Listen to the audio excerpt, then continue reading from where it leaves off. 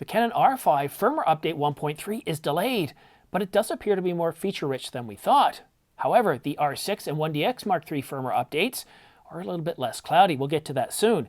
Sony provided Firmware Update 2.0 to the a7S III with S-Cinetone, and OM Digital gave their keynote speech. This and more after the intro.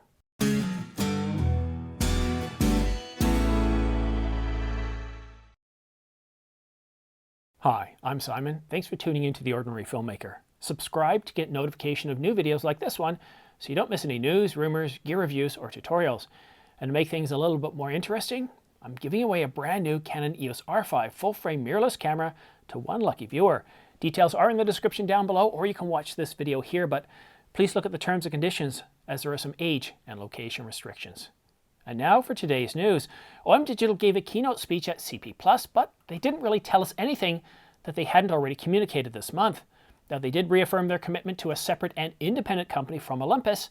They talked about the direction of the company and their commitment to Micro Four Thirds. But they didn't give us any specifics on cameras or lenses to be introduced further than what was said earlier this month. They did state that new lenses and cameras will be introduced this year, with an updated lens roadmap arriving this summer. Sony released firmware 2.0 for the a7S III, providing S-Cinetone. Now, S-Cinetone is a color profile found in their cinema cameras that provides accurate skin tones, giving footage a more cinematic look. Now, for those that say, and there are a lot that say that, well, Sony just can't produce accurate skin tones, that they require a lot of work in post, well, you've never worked with S-Cinetone. That's why this is such a big deal. So if you've got the a7S III and shoot video a lot, download and install the firmware update and let me know what you think of the results. I personally think that this update, this firmware update, is the most important update to the a7S III since it came out, and brings it just a little bit closer to the specs of the FX3. Also added is support for steady shot during recording movies with the S&Q frame rate. However, there is a limitation. The active setting cannot be selected if the S&Q frame rate is set to 100 frames per second or higher. And of course, as with any firmware update, there have been numerous bug fixes.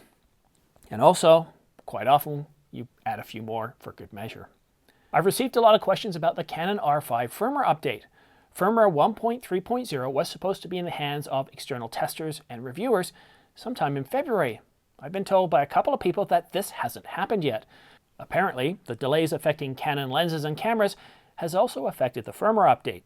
So, when will we get firmware 1.3.0? I've been told there are a couple of early April dealer events in regards to the new firmware in a couple of countries. This could be telling about the timeline for release. And here's what we currently know about firmware 1.3.0. So let's take a quick look at what we currently know about the R5 firmware update and what hasn't been mentioned before. So 1.3 will come with Canon Cinema Raw Lite, C-Log 3, and 120 frames per second and 1080 as well, along with various bug fixes. And we knew that before. Everything that we've heard from Canon Rumors and other sites are saying the same thing. But what also we're supposed to get in this firmware update is new codecs, singular or plural. I'm not sure if it's one or two, but I'm kind of giddy about this. I just got a shiver down my back. I don't know if it's because it's really cold down here, or I'm imagining Canon putting Apple ProRes 422 as a codec. Wouldn't that be wonderful? Apple ProRes 422 or even Apple ProRes RAW, that's huge. That would save me a lot of time in post. And all Canon would have to do now is remove that 30-minute record limit, and there's less of a reason for me to want to go out and buy an external recorder. And that's really exciting. Now, we haven't heard anything before on this. I don't know if this is pure speculation. I don't know what the source is like. Canon Rumors did go ahead and say that, at least one new codec was supposed to be coming, but didn't give any additional information. So that's, this is the tough thing for me. I didn't even truly understand the full scope of this until I started reading. I thought, okay, new codecs, no big deal. But as I'm thinking through this and thinking, what could it possibly be? I mean, what is it? Blackmagic, the 6K pocket camera, gave you Apple ProRes as a codec, and they're 12-bit RAW as well, Blackmagic 12-bit RAW. If the firmware update 1.3 gives us Apple ProRes 422 as a codec, oh, that would be amazing. That would give you an idea. I shoot a lot of videos for YouTube, and a lot of these videos are a minimum of 20 minutes to 30 minutes. Once I've finished shooting them, I take them into post, and then I have to there's a lot of work there. I have to, of course, copy them over to the computer, and then I have to transcode them to Apple ProRes 422, and that takes a lot of time. So I really do hope that these new codecs are something really wonderful, like Apple ProRes 422 or Apple ProRes RAW. That would be truly amazing. But sadly, if you're looking for a firmware update for the R6 or the 1DX Mark III, there's very little information out there. Everything that we're hearing about is for the R5. Previous rumor by Canon Rumors did say that the R6 is getting a firmware update and the 1DX Mark III is too. But the scope of this, the schedule for this, there's absolutely no detail. And if I had an R6 right now, I wouldn't be getting too excited about this, because there's nothing I can really give you about this. I can't tell you if it's going to have all I. I can't tell you anything about what the firmware update is going to be for the R5 and the R6. But now, let's go behind the scenes. All right, so I am getting a little bit frustrated that we don't have anything for the R6. We don't have any leaks of what the firmware update is going to be for the R6. A little less so for the 1DX Mark III, because I think the real big thing that's going to happen, if you're looking for an update to the 1DX Mark III, it's called the Canon R1, and that's where we're going to see an awful lot of changes. But I think the really big opportunity here for Canon, whether they do it in this firmware update or subsequent firmware updates, is really to do two things. Remove that 30-minute record limit.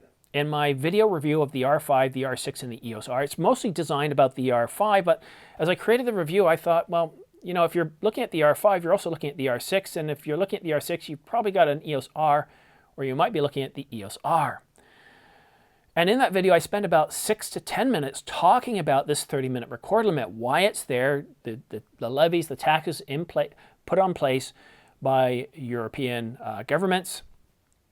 I think it was somewhere between 8 and 14% for cameras that provide video recording over 30 minutes.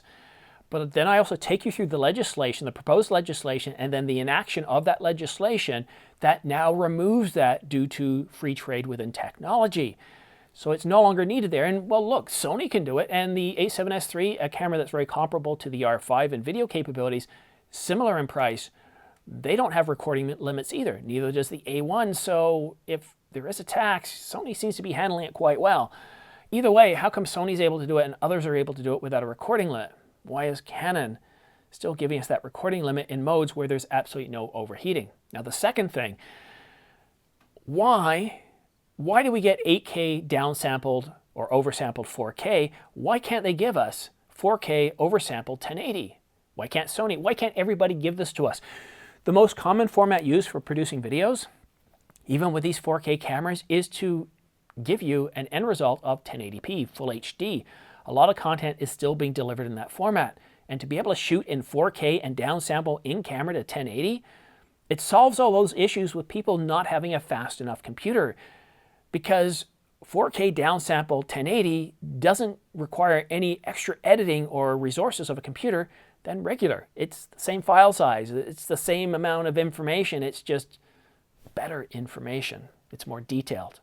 So hopefully that is something that Canon does give us in a future firmware update, and I keep harping on this. I'm trying to raise it up as an issue. I'm trying to put it on the list of priority items that we're supposed to get. Canon Rumor says that the R5 and the R6 have a rather aggressive roadmap for firmware updates, and I just want to that squeaky wheel, you've heard about that before, that metaphor. The squeaky wheel gets the grease, and I'm trying to act as the squeaky wheel here to remove that 30-minute record limit and to get 4K oversampled 1080. It doesn't even have to be the 4K HQ. The R5, for example, can record forever, according to Canon, without overheating in 4K 30. But if you took that 4K 30 and downsampled it to 1080, the detail would be incredible. But that's it for now. Don't forget to subscribe for your chance to win 2 Angelbird 128GB AV Pro MK2 V90 UHS-2 SD cards, along with a dual UHS-2 card reader.